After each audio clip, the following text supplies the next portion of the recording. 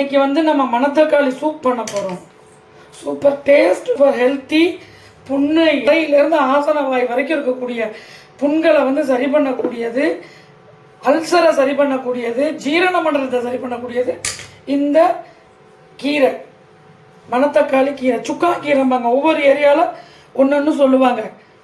இந்த கீரை, வெங்காயம், சூப்புக்கு தக்காளி கொஞ்சம் பெருசாக 3 தக்காளி எடுத்துருக்கேன், தேங்காய், சோம்பு, மஞ்சத்தூள், விளக்கெண்ணெய், அரிசி கழுவுன தண்ணி.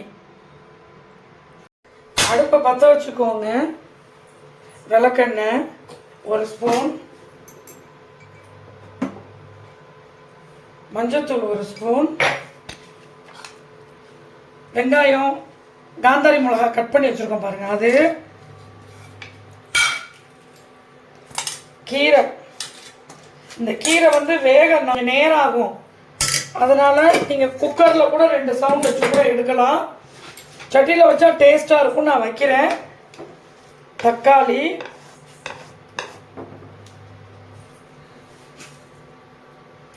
சூப்புக்கு தேவையான உப்பு, இதுதான்.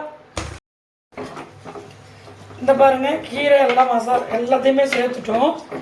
இது வந்து 1/4 மணி நேரம் கொதிச்சோன்னா 1/4 மணி நேரம் வேக விடுங்க. இந்த கீரை வந்து வேகிறதுக்கு நேரம் ஆகும், சரிங்களா?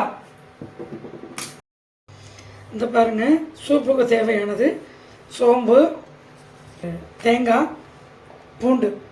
பூண்டு போட வேண்டியதில்லை, பிடிச்சா போட்டுக்கோங்க, ஆப்ஷன் தான் உங்களுக்கு. எங்களுக்கு பூண்டு ரொம்ப பிடிக்கும். 2வது நல்லா ஸ்மெல் வரும், அரோமா.